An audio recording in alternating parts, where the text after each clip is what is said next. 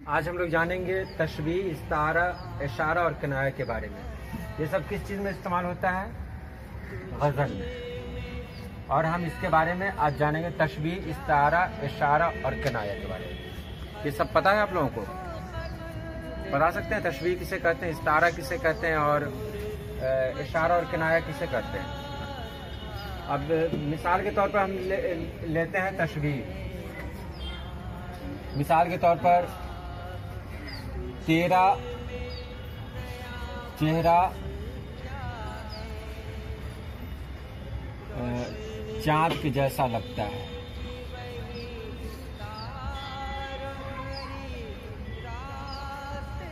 तेरा चेहरा चाँद के जैसा लगता है।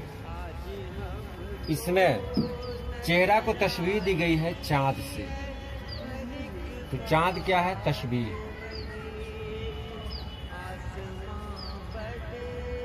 चाँद तशबीह। इसको एक बार और देख लें। तेरा चेहरा चाँद के जैसा लगता है। इसमें तशबीह यानी इजाफी कोई भी लफ्ज होता है, इजाफी लफ्ज जिसके जरिया किसी की खूबी को बयान किया जाए, किसी खूबी को बयान किया जाए, और इसमें तरह यानी की तरह, के जैसा वगैरह वगैरह लफ्ज शामिल होना जरूरी है। तो तशबीह के बारे में मैंने कहा तेरा चेहरा चांद के जैसा लगता है। तशबीह में के जैसा, की तरह का इस्तेमाल होना जरूरी है। अगर की तरह के जैसा नहीं बोलेंगे तो ये तशबीह नहीं होगा। इस्तारा में कहा वो शेर है, इसमें के जैसा, की तरह का इस्तेमाल नहीं हुआ, तो यहाँ पर ये इस्तारा क्या हो गया? शेर हो गया। मिसाल के तौर पर अगर हम कहते हैं वह शेर, इधर दिखाइए, वो शेर जैसा है, ये तशबीह हो गया। वह शेर जैसा है, क्या हो गया? तशबीह। और यहीं पे कह देंगे वह शेर है, लेकिन ये शर्त होनी चाहिए, ये शेर के लिए नहीं बोला जा रहा है, यह शेर आदमी के लिए बोला जा रहा है, यानी वो शेर है। अगर आदमी के लिए बोल रहे हैं तो क्या हो जाएगा? इस्तारा हो जाएगा। वो शेर की तरह है, तशबीह। और वो शेर है। मेरा भाई क्या कहते हैं, मेरा भाई शेर की तरह है, मेरा भाई शेर है, इस्तारा। समझ में आ गया? तो उसके बाद आता है इशारा। इशारा कहते हैं जिसमें जो प्रोनाउन का इस्तेमाल होता है, प्रोनाउन के जो भी प्रोनाउन है, प्रोनाउन का इस्तेमाल होता है इशारा। जैसे एक शेर मैंने लिखा, उसके खो जाने पे हैरत भी नहीं थी मुझको। उसके, किसके? कहीं ना कहीं इशारा हुआ ना। तो इशारा बहुत आसान है। जैसे आपको हसरत मोहानी की गजल है, पढ़ के तेरा खत मेरे दिल की अजब हालत हुई। पढ़ के तेरा खत, किसका खत? तेरा कौन है? इशारा किया गया ना, कहीं पर किसी पर इशारा किया गया। तो इशारा यानी तेरा, उसके, इसके, इधर उधर, वो लफ्ज जो आते हैं। जैसे वह जा रहा है, वह कौन है? इशारा है। तो वह जा रहा है, ये तो कवायद हो गया, ये आम कवायद हो गया। लेकिन गालिब ने कहा, गालिब का शेर है, इतने शीरी है तेरे लब के रकीब, इतने शीरी है तेरे लब के रकीब। ये तेरे क्या हुआ? ये किसी आदमी के बारे में पार्टिकुलर कहा गया है क्या? या जिसके बारे में ये बोल रहे हैं हमको पता है? तो उन्होंने इशारे में बात की।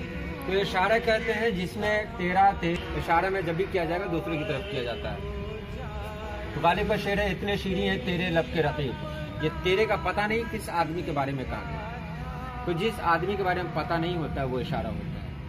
उसी तरह और भी किसी भी शायर में देख लें, इशारा एकदम जरूरी है। तेरे होते हुए महफिल में जलाते हैं चिराग, अहमद फराज का है। लोग क्या सादा हैं, सूरज को दिखाते हैं चिराग। ठीक है? तो इसमें तेरे होते हुए, ये तेरे कौन है? ये इशारा है। या कौन जाने के नए साल में तू किसको पढ़े, तू क्या है? इशारा है। तो ये इशारा आपने समझ लिया। किनाया क्या होता है? किनाया होता है कि इसका मानी बिल्कुल अलग हो जाता है। बिल्कुल अलग हो जाता है। जैसे बाल पक गए, अक्ल नहीं आई।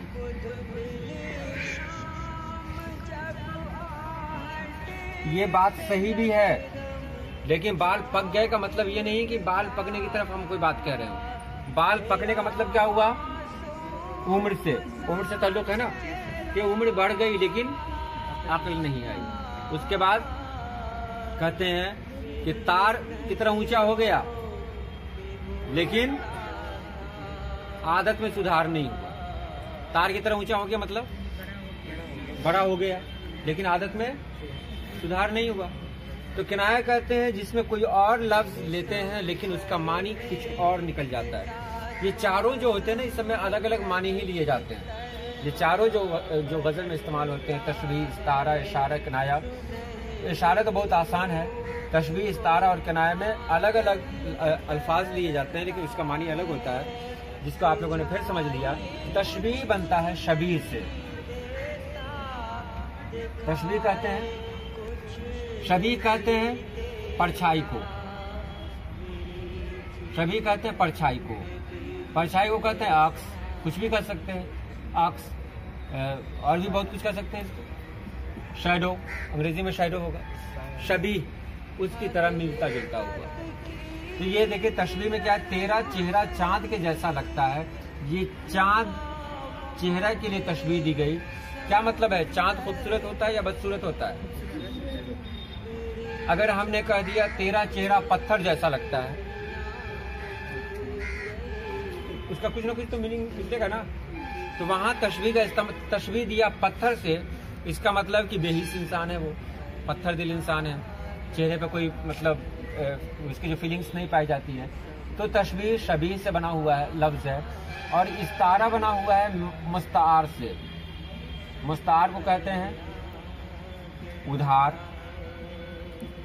क्रेडिट, यानी वो लफ्ज जो उधार कहीं से लिया गया हो। वो शेर है। अब वो शेर है, इसमें शेर क्या है? तशबीह है या इस्तारा है? वो शेर की तरह है। शेर क्या है? ठीक है।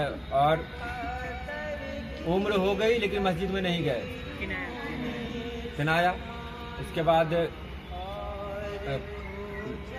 पाँव में दम नहीं और आसमान छूने की तमन्ना, किनाया हुआ ना।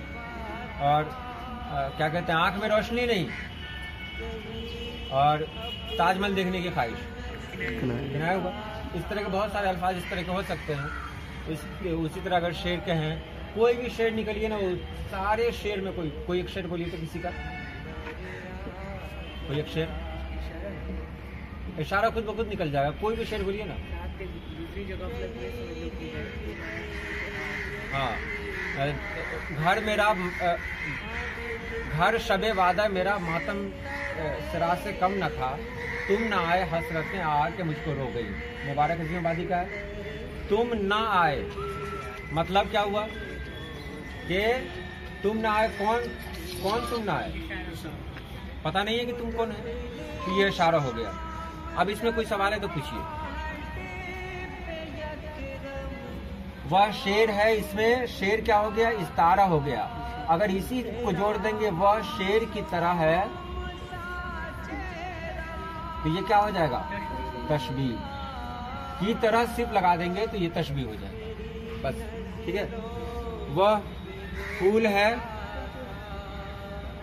इस्तारा। अब वो फूल की तरह है, तशबीह। उसके बाद चेहरा फूल जैसा है और धूप में घूमने की बात करता है, किनाया हो गया। और कहेंगे तेरा चेहरा फूल के जैसा लगता है, इसमें तेरा क्या हुआ? इशारा। एक ही शेर में सब कुछ आ गया। तो ये और कुछ समझना है इसमें? कोई और सवाल इसके बारे में नहीं समझना है तो ठीक है, तो इसको रहने दिया जाता है। आज के लिए इतना ही। तशबीह, इस्तारा, इशारा और किनाया।